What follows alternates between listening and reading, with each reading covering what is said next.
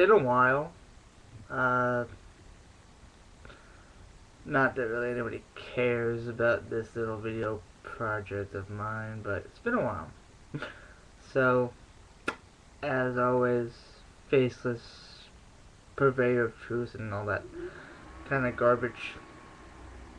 I figured I haven't made one of these in a while, and I like doing it, so I'm gonna do it again.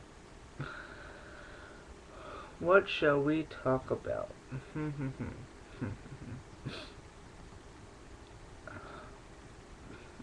That time. Well, first off, I tried doing this about a week ago, and it failed miserably because YouTube sucks sometimes. And now they're gonna rip my videos from the internet, damn it. No. Alright. Something that I talk about a lot, and it always bothers me, but I've mentioned the independent wrestling scene before, and I'm a big fan of it, you know, and I said about how people, you know, if you diehard fans and you get that whole, oh, well, I love pro wrestling, I read the dirt sheets, great. Do you watch the Indies? Do you watch Lucha Libre? No, I can't. No, bullshit. Personally, I feel like, and this is not necessarily a rant or sort of like me trying to drag anyone's name to the mud or any kind of thing like that, but I always feel like if you claim to be a pro wrestling fan, that's awesome. But if you claim to be a diehard fan and you're watching only two promotions which you can put on TV, you're not really a diehard fan. I mean, I guess you are in a way, but I feel like, you know, kind of ties back to what I said prior in other videos.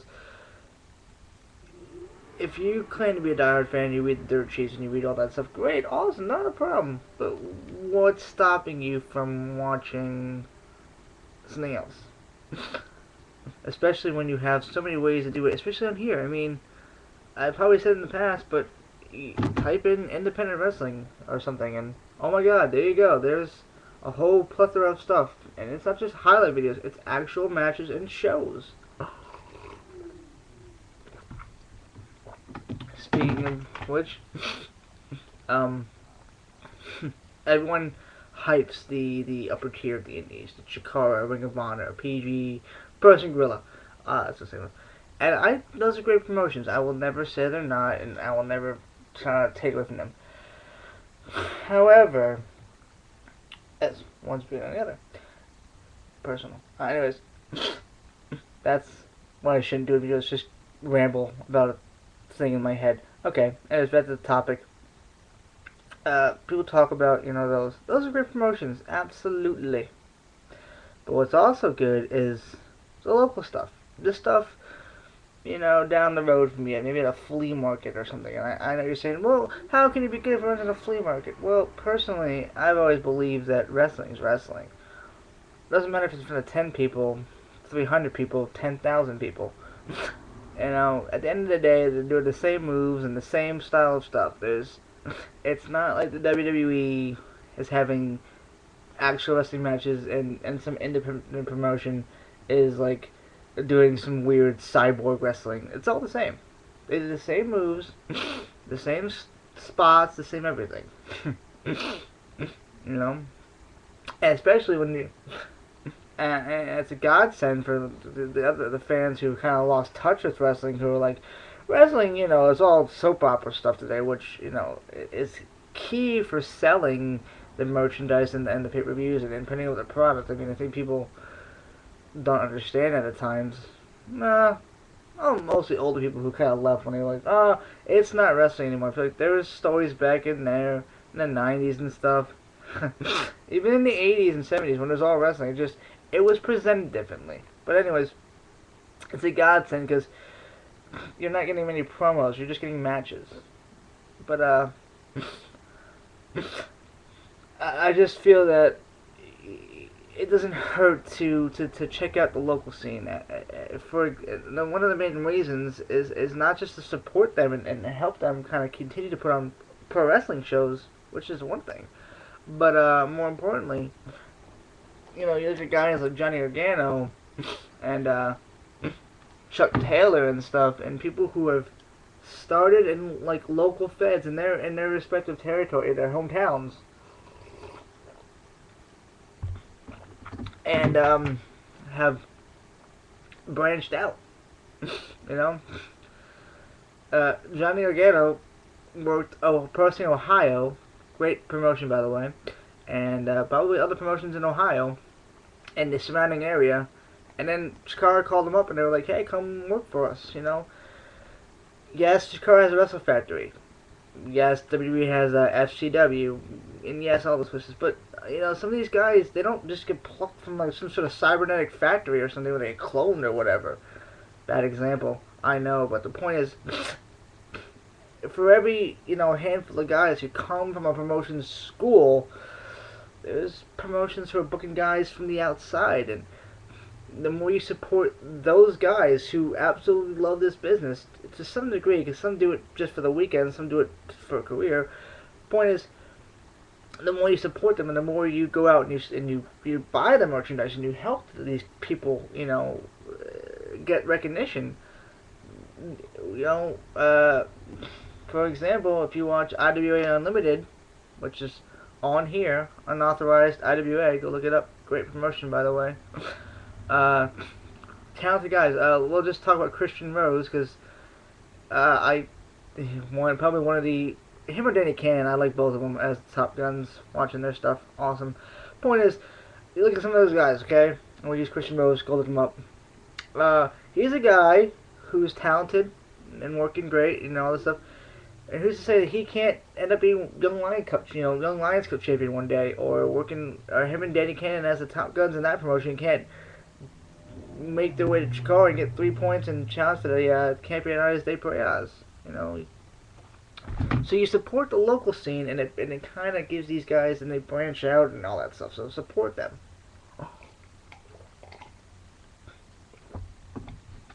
So I just feel like I'm not gonna sit there and say that local feds are better or whatever, but it doesn't help. It doesn't hurt to support it. It doesn't hurt to, if you got a spare Saturday night and $10, go see a show. If you see it, go look up on the internet. Go look up local stuff on the internet.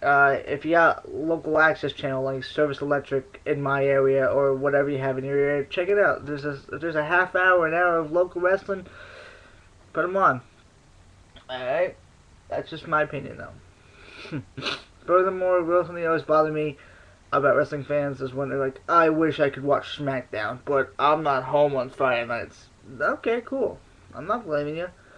But, SmackDown's on YouTube, like, Friday morning. So if you work or you go party, watch it before you go out.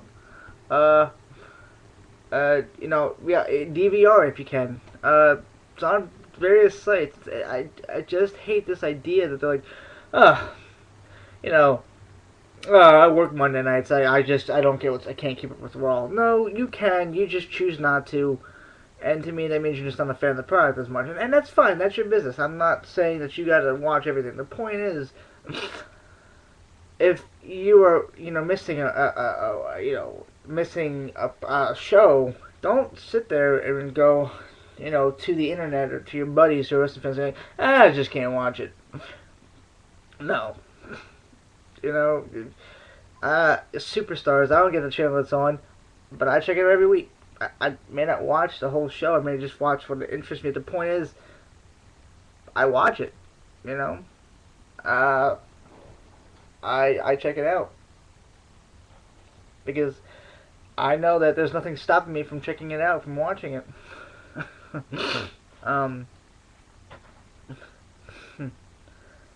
So that's really about it for the wrestling stuff today, for this video. I got a couple minutes left, something to say. I will say this.